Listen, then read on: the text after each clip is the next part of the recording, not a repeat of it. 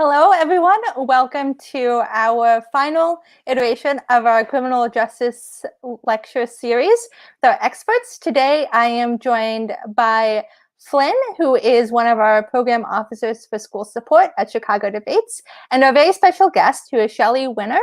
And Shelly is a restorative justice activist whose goal is to change the world, reduce crimes, and advocate for justice involved people, all while helping companies improve productivity and revenue. 76% of people released from prison will reoffend and return to prison. This is called recidivism. And Shelly is working to turn the tide on the statistics. Someone has to challenge the social stigma that prevents companies from hiring people with criminal records. And Shelly has taken up that mantle. Shelly Winner, a technology specialist, is very active in the restorative justice movement in San Francisco and wants to educate the public about the benefit of hiring the formerly incarcerated. Through her work with Winner's Circle, she is closing that gap between soon-to-be-released inmates and technology companies by developing and delivering training to inmates and helping technology companies create internships for justice-involved individuals. So, this I will now have. Welcome, everyone. Hi. Thank you so much for joining us, Shelly. We really appreciate it. Glad to be here. Thanks for inviting me. Of course, yeah. I guess the first question I have is, can you tell us a little bit about yourself and your relationship with the criminal justice system? Absolutely. So I grew up in an environment and with parents that were not the best role models. My father was an addict who was in and out of prison most of my life. And so those were my influences. Those were my role models. And he got me drunk for the first time at the age of 11 in high school. The rule of the house was if I got any drugs, I had to bring them home and share them with him. And, they say statistically that 76% of children follow in their parents' footsteps. And I became one of those statistics. I ended up becoming an addict myself and ended up selling drugs to support my addiction, ended up getting caught by the federal government, and I was sentenced to 4 years in federal prison for selling to a confidential informant. Wow. I was looking at 10 years, so 4 years is definitely a better sentence. So when you were released from prison, kind of what challenges did you face in terms of getting a job, applying for jobs, maybe negotiating contracts for those jobs, that kind of thing? Yes. So when I got out of prison, well, let me back up real quick, because after my arrest, something profound happened to me that made me want to completely change my life. And that was, I found out that I was pregnant. And I knew at that moment that it was time to transform my life for my son, because I wasn't going to be the same type of parent to my child that my father was to me. And I wanted to provide a better life for him. And so that really was my key motivation to turn my life around. And plus the fact that I was headed to prison. Obviously the path that I was on was not the right path for me to be on in life. And so I wanted to start my journey of transformation, and that started with rehabilitation. People don't know what they don't know, and until they're taught a new way to live, you are going to continue on that path that you were on before, making the same mistakes. And so I knew that I needed to get myself into a treatment program. So while I was still fighting my case, I enrolled myself into a program called Adult and Teen Challenge. And that's where my journey of healing spiritually, mentally, physically started to happen. And I learned new skill sets to stay sober and how to be critically think. So with those new skills that I learned, I ended up going into prison and just kept on that path. And so every program that prison offered I was taking those classes because I wanted to utilize that time to really just learn the most that I could about myself and become the best person that I could, be. And so with all these classes, all these programs, I looked at the world through a different lens, and it gave me this new motivation to essentially, I wanted to take over the world. I felt freedom, for the first time. And so when I got out of prison, I hit the ground running, and I knew I've always wanted to work in tech. I've always had an affinity for technology. And so I didn't know how I was going to work in tech, especially having a criminal record and no college degree. But I figured, get myself enrolled in college and start taking some computer science classes and work towards that degree. While I was going to school, I heard about this program called Code Tenderloin, which is located in San Francisco. And they actually help formerly incarcerated. Actually, they help more than just formerly incarcerated, but they help any underserved community, including formerly incarcerated, break into tech jobs.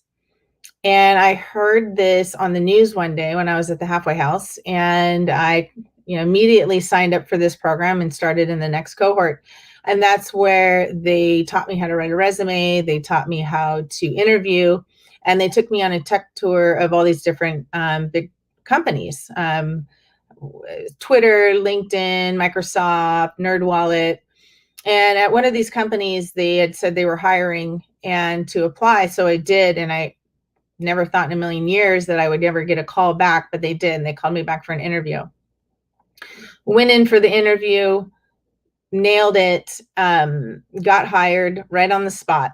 And it was one of the most exciting, best days of my life, because here I was fresh out of prison, now working for this international tech company. And I knew my trajectory of my life was going to completely change. And I was forthcoming with her, told her that I had a record and asked her if that would be a problem. She said to just be honest about it on the background check, but she didn't know, for sure whether that was going to be an issue. I knew it was going to get flagged, but I didn't know that once it did get flagged, that they would actually rescind my job offer, which they did. That was obviously a very devastating moment for me, because here I had, served my time. I had, I'm rehabilitated. I'm a way better person, I think, than I have ever been in my whole life, even before drugs, because of all the education that I had. And now I'm still being punished for this crime. And I just thought to myself, man, is anyone ever going to give me a second chance? Am I going to be reduced to having these low wage, paying dead end jobs for the rest of my life because I'm not able to get a career because of this stupid record? So it was very challenging, and it really depleted any hope that I had for a bright future. And it's just very discouraging. Made me feel like I was less than, because I had this criminal record, that I wasn't a human. Sorry, that was a long answer. Oh, no. I was listening intently. Yeah.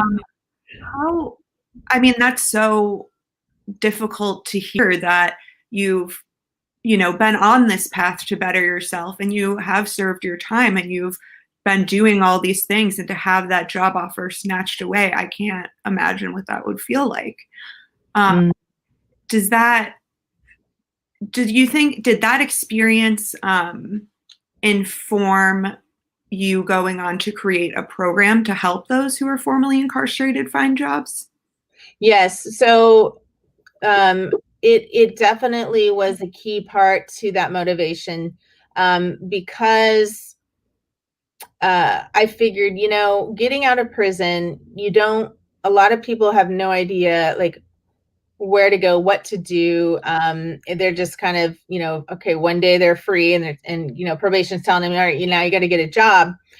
And they have all this other stuff to do. And I just thought to myself, if we could get them trained up before they, leave prison for a specific role, have them interview with that company, and hopefully get a job offer before they get out of prison.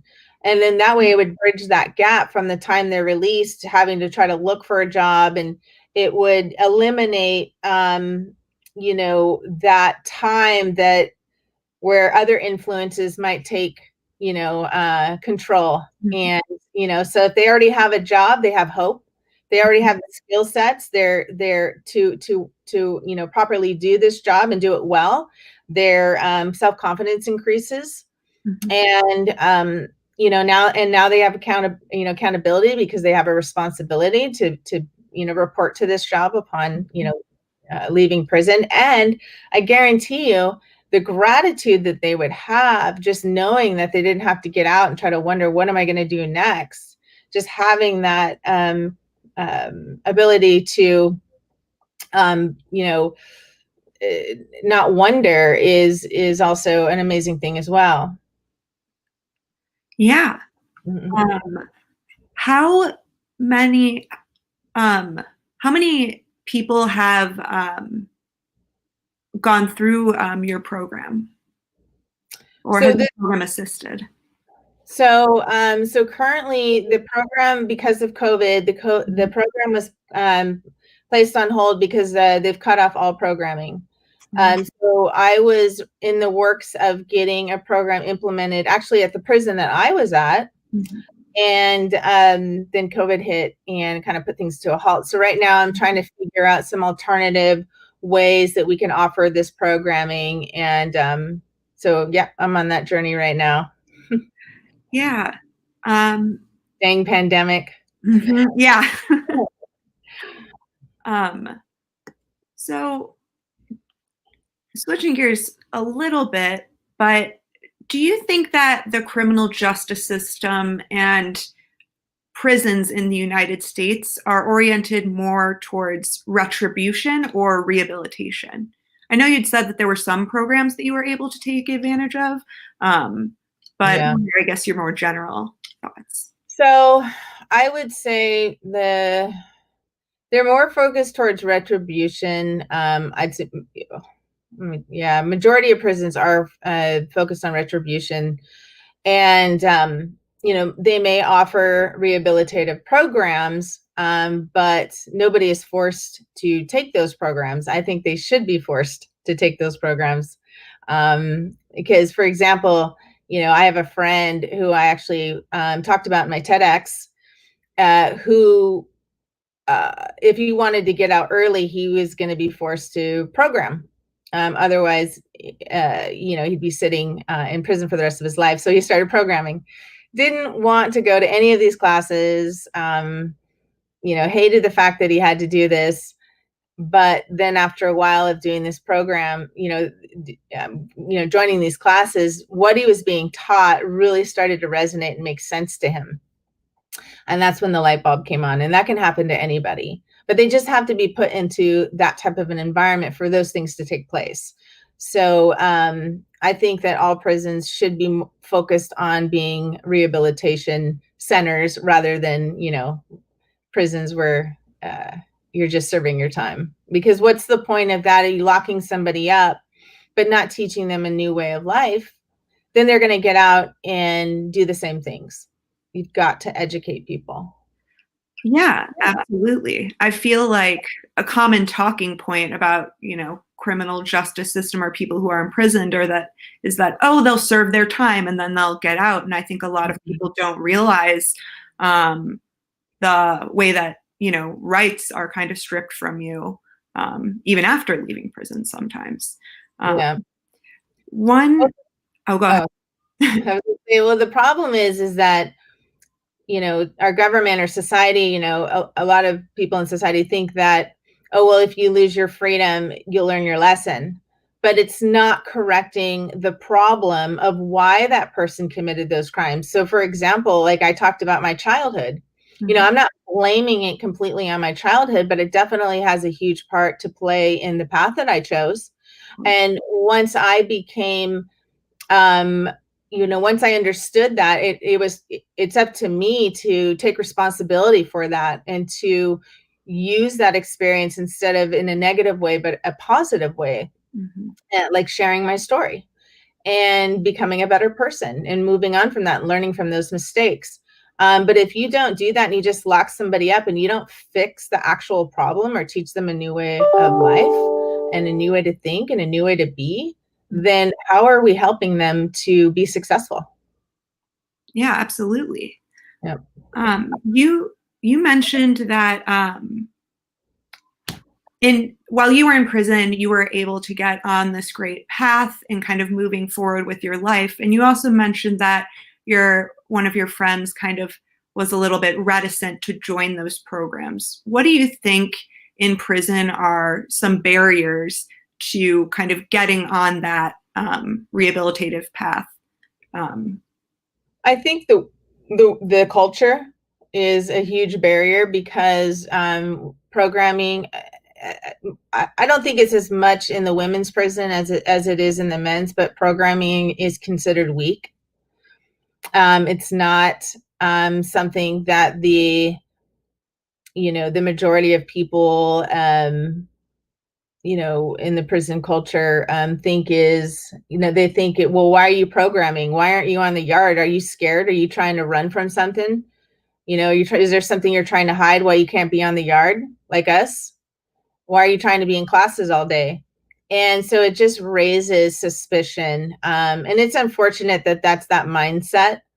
But I would say that's the biggest barrier.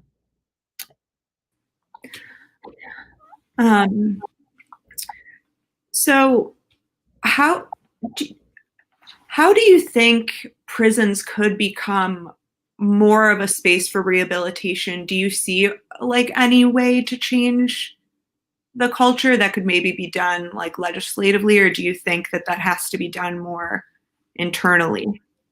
Yeah, so they did start, what they did was they changed some laws that made it so that if you programmed, you could reduce your sentence. I thought that was a brilliant idea because that's really going to motivate people to do it, or they could force them. But I think, motivating them to want to program, whether they like the classes or not, the motivation lies in getting out of prison. So I think anybody is going to do what they got to do to get out of prison. But the problem is once they did that, all of the classes filled up. And now there's these long waiting lines, for these classes because everybody's trying to program now and everybody wants to get out of prison. So that people that really truly want to change are now sitting and waiting to get to take these classes, and they may get out before they even have a chance to take these classes. So that's kind of unfortunate. Yeah, that's a huge challenge. Do you think it's related to a lack of will on behalf of prisons, or to a lack of funding, or both? Probably both. I think that the prisons could do a much better job at providing more than enough rehabilitative programs for everybody. That they should do what they have to do to make sure that there's not these huge, waiting, long waiting lists, so that everybody has a chance to become a better person. They can bring in those portable classrooms if needed, if they don't have the space. The prison that I was at, they brought in a couple of those, and just, make more programs readily available. I know I go and volunteer at the prison that I used to be at, pre-COVID, and teach a reentry class. And when I was talking to the program manager there, she actually said that they cut like half of the programs, which blew my mind. It's like, why would you cut these programs? These programs are what changed my life. And now you're telling me that these women don't have access to this? Like, it just broke my heart. And the reasoning behind it, because the prison systems do not care about the inmates. They don't. And the reason why they cut this is because a lot of these programs were free, and these were volunteers coming in to, their time to teach us a better way. And because the federal government didn't feel like they should be, allowing free services, they just cut all of the programs. But it's like, well, you don't want free services, but you don't want to pay for the services either. So now what? So it's just unfortunate. Yeah. Why do you think the prison system in the United States is so focused on retribution? I know in some other countries, there is a larger focus on rehabilitation. Mm-hmm. I think it's just because that's the way it's been for so long. Mm-hmm. And it was just always the status quo, and nobody ever challenged it. Nobody, as we're learning more about criminal justice reform, we're starting to learn about the negative effects that it has on everybody, not just the people that are incarcerated, on our societies, on our communities, and on the world, and so they're starting to see, like, oh my gosh, this is really a problem. We've got 76 million people growing, with a criminal record, in the United States. That's insane. Like, that's the entire population of California and Texas combined with a criminal record. And, so I think it had to get to this point for people to take a step back and look at the bigger picture and be like, okay, something needs to be done here. And so, unfortunately, but it's been that way for so long. Mm-hmm. And so now it's like we're really starting to see the buildup and the effects of this broken system now. Yeah, absolutely. So speaking of, I guess, some of the after effects of a broken system, what do you think contributes to such a high rate of recidivism? There's a number of things, but I'd say the number one thing is a lack of stable employment. Mm-hmm. I think when a lack of housing, and so people get out of prison, they have nowhere to go, they have no money, and nobody will hire them. And what do you think they're going to do? If there's no opportunity for formerly incarcerated people, they're going to go back to what they used to do before and how they used to make money before. And so that just puts them in this perpetual cycle, which I call the loser's loop. Mm-hmm. And they're not able to ever get out of that cycle because they have no hope, and their self-confidence is about that big. Mm-hmm. They're constantly rejected. So I think education and creating more opportunities for employment and housing will definitely bring that, recidivism rate down. And, what's interesting is that they say the rates of recidivism are like 76%. So we have 76 million people with a criminal record, and then we have 76% of them recidivating. It's interesting how those numbers are, 76 and 76. Mm-hmm. But that's more than, half of the people that get out of prison are going right back in. That's just that's disgusting. That is way, way, way too much, way too high. And it needs to be done about that. Yeah, I think it points to a very, very broken system. Not that alone, of course, but right. Yeah. And why do we want to hold people who have been incarcerated back? Why is that? Why is this, it's like that's been ingrained in us since mm-hmm. we were born. That's the way it's always been. Mm-hmm. And, oh, well, you made a mistake. Oh, well, you're not a good person. You're not worthy of having opportunities. So we're just going to take everything from you. And then, if you're not successful, well, oh, well. You're like, yeah, we don't do that. We've got to help people. We've got to, give them hope, because at the end of the day, they're still human beings. Exactly. And I think, it's exactly like you said, in that I think very few not very few, but I would say most people probably don't look at those who are incarcerated and think, wow, I wonder what background there was that led up to this. Like, I wonder what their upbringing was like, or things like that. And it's just kind of a blanket, well, you're a bad person, you deserve to be punished, which I think is.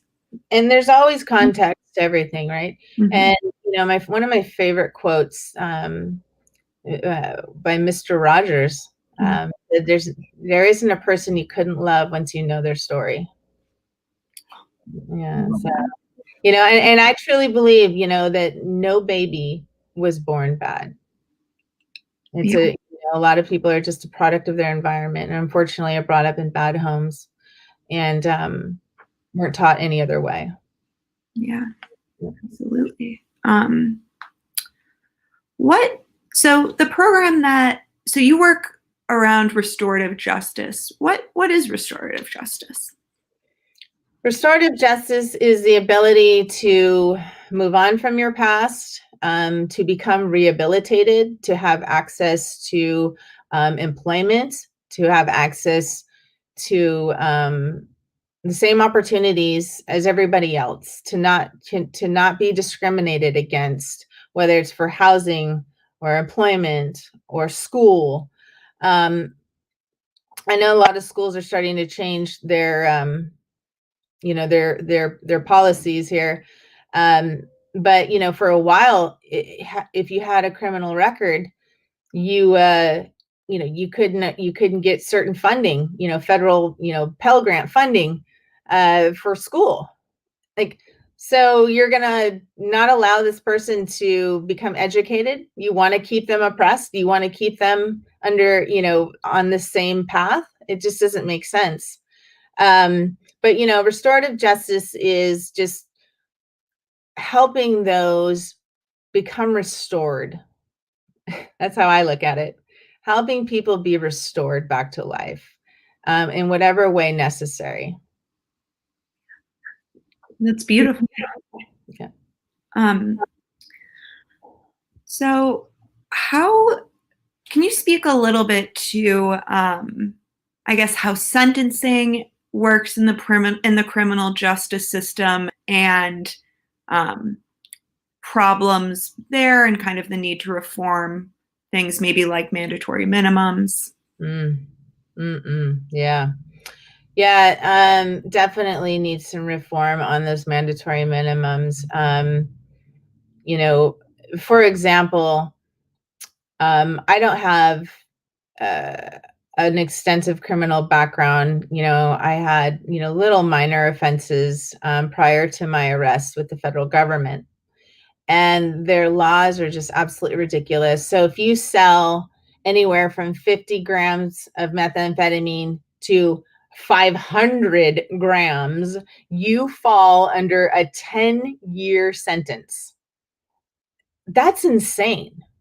10 years. Like, don't you think maybe you should focus, like, especially if they're on the lower end, like they sold, you know, maybe 50 grams, which isn't that much. You know, maybe they need treatment, not 10 years in prison. Like, how is that going to fix the issue? And it really ties the judge's hands because it doesn't give them any leeway to stray from those guidelines. It's like, oh, well, you sold 52 grams, so you get 10 years. Oh, well, you sold 450 grams. Well, you get 10 years too. I don't think I deserved 10 years. Yeah, I deserved to go to prison, or, go to, be incarcerated or go to jail or whatever. But do I deserve 10 years in prison? That's crazy. Not even child molesters get 10 years in prison. And here I was, because I sold 2 ounces of methamphetamine to a confidential informant, now looking at 10 years. And so these mandatory minimum sentencing guidelines are, destroy people, and they destroy families, and they're unfair sentencing. And the other problem as well is, when you get sentenced by the federal government, you are going to do 85% of your time. And the other problem that you have with the federal government as well is they expect you to cooperate with them which then puts you in another, it puts you in another realm of danger, not just going to prison, but if you cooperate with them to get your sentence reduced, you now have to worry about that person you told on, retaliating against you or your family members. So it's just a horrible, skewed system that is not for the benefit or rehabilitation of anyone. Mm-hmm. Yeah, it seems that mandatory minimums are really make it impossible for the judge to look at that important context that we had spoken about. Exactly. Yeah. It just blankets everybody under the same umbrella, or same, puts everybody under the same umbrella, but there's so much more context that, the judges need to, take into consideration before just sentencing someone, 10 years of their life just thrown away, because that's just ridiculous. And the extreme, from 50 grams to 500, like, couldn't you do like 50 to 200 grams? Maybe it would be like a year, and then 2 to 3, like a tiered, like it's just like from the very low to really high, and it's like, in anything in between, you're getting 10 years. Like, that's just ridiculous. Yeah.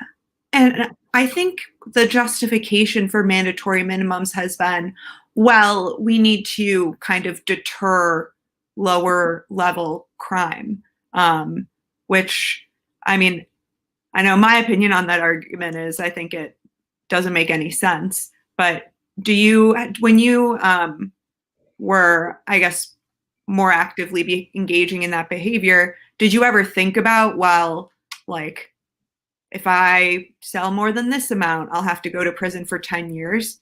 So did I get that deterrent effect work? No, I didn't think about it from that perspective.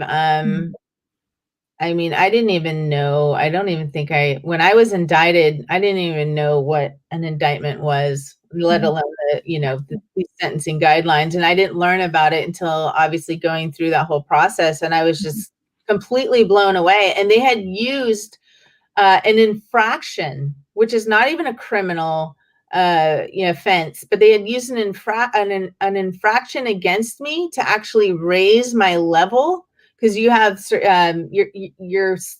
they have a numbering system, and like, based on your criminal past, you get points for everything you've done, and then it stacks more time on top of whatever your mandatory minimum sentence is, and it's just ridiculous. But they had ended up using an infraction against me. They had used a charge that was a misdemeanor that had been 15 years ago. So here I am still being punished for these things I've already paid, my debt, to society for. And now they're trying to stack on more time to my sentence and making me repay for those.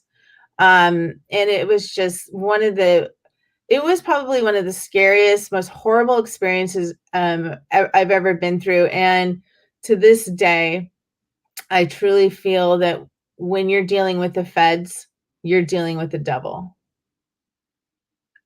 Yeah. Yeah. Speaking, I think, a little bit more to the ways that, your debt is supposed to have been paid to society. But I guess, what are some of the ways that society continues to punish formerly incarcerated folks even after they've completed their sentence? Judgment. For example, I was looking for a place to live, and I was sent to one of the most expensive cities. Released to one of the most expensive cities in the world besides New York, and expected to find a job and get a place to live within a certain amount of time. And I ended up, I did find the job, but at the time I wasn't really making enough money to afford my own place, at least not in San Francisco, by myself. And so I would have to look, obviously have a roommate. So I started applying to, or not applying, but answering ads for people looking for roommates. And one of the things when you're on probation, you have to give your probation officer the name and social security number of the person you're moving in with, and which isn't a good experience. Oh, by the way, I have a felony, and can I have your social security number? But there was this one girl, when I told her my situation, because I was upfront about it, because I didn't want any, them to have any surprises, and my probation officer just show up out of the blue. So I let them know, the situation. And this one girl said, "Oh, well, I don't want somebody living in my home that has a criminal record." It just made me feel like I was less than her, and I was not a good person. And I don't care who you are, at the end of the day, we're humans and we have feelings, and it doesn't feel good to be treated like that. Although I would have been the best damn roommate she ever had, because I was a reformed person. And that was difficult. The other thing is, obviously employment. That's one of the biggest things, is employment. I went through that discrimination myself with my current employer, and I ended up having to fight them to get my job back. And, but there was always that element too. If I go through this fight, what if I just get rejected again? What if I don't win? Then it's really going to suck. And then what do I do? But if we could just have opportunities, if people could just give people a second chance and take a chance on them, I think companies, what they can do is, if they want to hire formerly incarcerated, find out, what they've done to rehabilitate themselves, and focus on those efforts, focus on their skill set, focus on their personality, not what they did, years ago. Because that's not who we are today. Could you imagine if you were, still, you still liked, the guy that you liked when you were in 5th grade today? Like, no, we're different people, completely different people. And then when you throw, when you put somebody who has been rehabilitated, and has learned a new way of life, then, they should have the same opportunities as well, in society. And I think it's educating the public about that, because people have fear, and it's normal to have fear, right? Because you don't know, what if this person committed murder, or what if they're still violent? What if they, don't have the skill sets necessary to, do the job well? People have this idea of what it means to be formerly incarcerated, but not everybody's that way. And so I think education is the key. And, and that was one of the motivations for me to really do my TED Talk, was to educate the public, to have a platform to reach a broad range of people, and really just educate them. Like, hey, that type of thinking, that's kind of old school, because it's really not the way it is now. Don't get me wrong. There are some people that get out and just don't care about being rehabilitated. They don't care about changing, but they're typically not the ones going out and applying for jobs. So, speaking of jobs, you mentioned that you were able to fight the discrimination that you faced in your job. Can you go into how were you able to do that? And especially, I feel like you must really take a hit to your self-esteem when you get rejected. I don't know that, like, I, in that situation, would have the strength to go back and be like, no, I am worth it. So yeah, can you speak a little bit more to that and how you were able to? Yes. So, so I was very fortunate, because I was released to a city that actually has a special law that protects people with criminal records.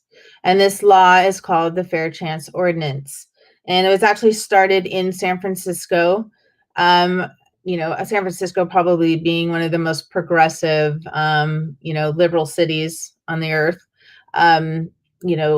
forward thinking as well, wanted to create more opportunity for formerly incarcerated. So they made this law that states that no company within San Francisco can discriminate against someone's criminal record unless that record relates to the job. So, for example, if you were a bank robber and you wanted to go work at Wells Fargo, they clearly have a valid reason to not hire you because you rob banks. So, and then the other thing that this law states is that if the person has been deemed rehabilitated and has proof of this rehabilitation, i.e., certificates and things of that nature, character reference letters, then you cannot discriminate against them either because they've put in the work to turn their life around and they've changed and they're rehabilitated. So with that, I had both of those going in my favor. I had my proof of rehabilitation from my drug treatment classes and every other class, and program I did in prison.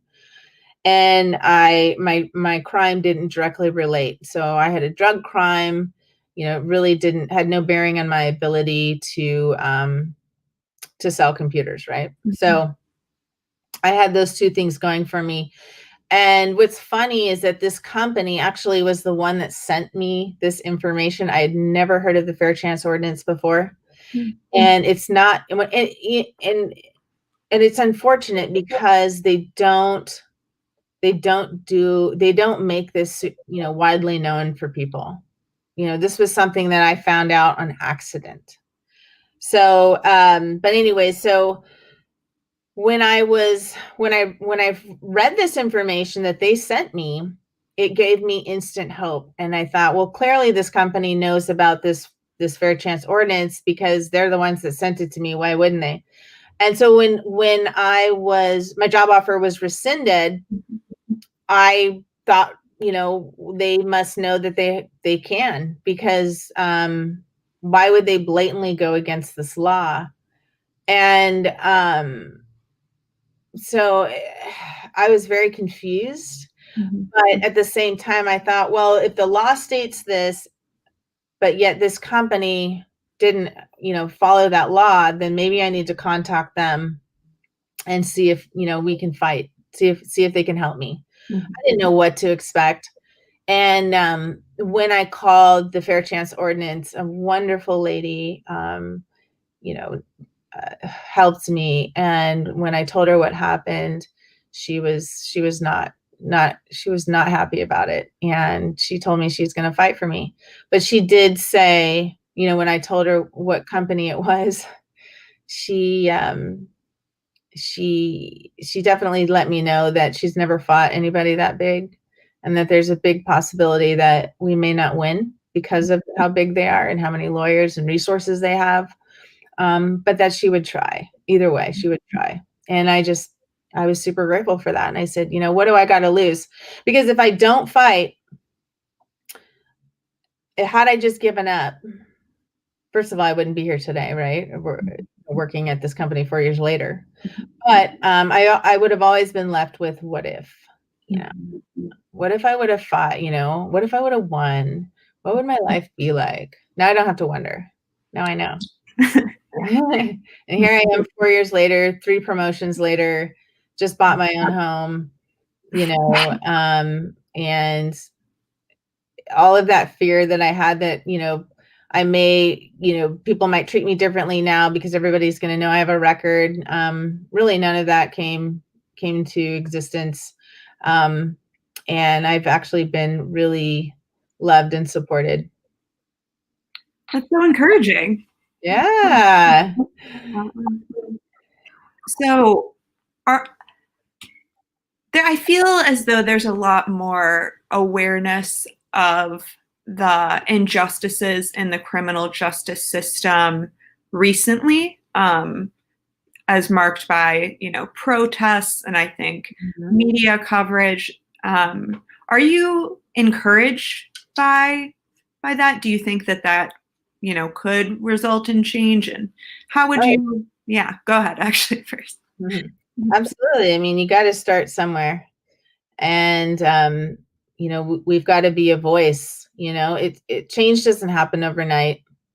It takes a while to bring about change, but as long as you start somewhere and you don't give up, and the more people that jump on board to help be that voice, that's when you start to really see change happen. And so yeah, it does. It really encourages me, and makes me hopeful that one day we're actually going to get to a place where our recidivism rates are going to be so low, because people are just getting out of prison, becoming these amazing rehabilitated people who go on to take over the world. Mm-hmm. What do you think the best way is for students and adults to get involved if they would like to? And I know COVID has obviously thrown a huge wrench into everything, but maybe currently and in a post-COVID world, if that happens at some point. Yeah. Well, I mean, it sounds like, the vaccine, from what I see on the news, should be coming out soon, hopefully. I don't know, maybe, I think at some point life will go back to normal. And I think for, when it does, definitely some ways I would get involved is, see what companies are locally, like in your area, some restorative justice companies, some reentry, any companies that are helping with like reentry. See Google, do a Google search, see what there is around you, maybe contact, a lot of these companies are nonprofits, so they're always looking for volunteers. They're always looking for people to get involved. They're always looking for donations. Some of the companies that I would recommend, is would be Defy Ventures. They do a training program, an entrepreneurship and leadership training program inside of the prisons. It's one of the classes that I had the luxury of taking while I was incarcerated, and completely transformed my life. And these companies are struggling. They're always holding fundraisers and things of that nature to come up with money to keep these programs going. And so the more people that support them, obviously the better that it would be, and the bigger that they can get into the, and they're able to expand and get into more prisons, and offer, rehabilitation to a larger number of people. So Defy Ventures, Hustle 2.0 is another one. It's a spin-off of Defy Ventures. Code Tenderloin. I mean, there's so many organizations. Fair Chance Ordinance. Although I don't know if they're a nonprofit, but definitely just do a Google search, see what's around you, and then reach out and see how you can help. If there were anything or any, I guess, legislative change that you would think would be some of the more important things, what would they be? Like in your ideal world, if you could pass laws, what do you think would be best? Sentencing reform, for sure. Yeah, absolutely. Sentencing reform, making prisons rehabilitative centers, and focusing on the rehabilitation piece rather than the retribution piece. Absolutely. Yeah. And go ahead. No, that was it. So as we kind of our last question that I would like to ask is, what do you think is the most important for students to learn about criminal justice reform? Our students have an entire year that we are researching and debating about criminal justice reform. So if they could take a few things away from this topic, what would you most want for them to take away? A couple things. So one, that we are not our past. Our past does not define us, and that you know, somebody who has been to prison, you know, and has gotten out, that, you know, they're still a human being, and you know, don't let fear allow you to make, you know, judgments based on, you know, what we've been taught to believe from society about people with a record. You know, try to look past that and look at the person as a whole. And then the other thing is really try to understand how incarceration affects our communities, how it affects our world, and the negative impacts that it has. And it's not just with the person who's committed the crime, but, you know, it impacts all of us and our communities negatively with our taxes, and the cost of, you know, incarcerating somebody is, you know, $80,000 a year. Well, hell, why don't we just send them to Harvard? $75,000 a year to go to Harvard, you know? Yeah. So to understand the implications of this mass incarceration and what it has, and how it just doesn't affect one person, but it affects everybody. Great. Thank you so much for joining us today and sharing this with our students. I really appreciate it. And thank you for sharing this journey, because, I mean, as you said, I think more people need to hear stories like this, because I think it's so important to, to demonstrate to people what you just said, that, you know, someone who's been incarcerated is not just, you know, a criminal. Yeah, exactly. But, you know, a lot of, you know, I always say people don't know what they don't know until they're a new way. And so these, you know, being given this type of a platform to talk about these types of topics is a way for me to help educate, right? And that's part of me trying to make that positive ripple effect on the world before I leave. Well, thank you so much. Yeah, thank you. All right. And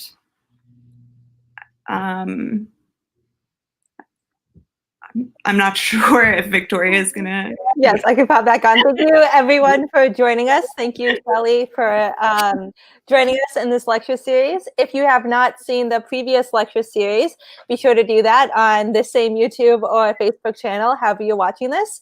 Thank you again, Shelly and Flynn. Yeah, thank you. Thank you. And if you guys get a chance, go check out my TED Talk. Will do. Yes, I have watched the TED Talk. I highly recommend that to all students who are watching. Please go watch it. Thank you.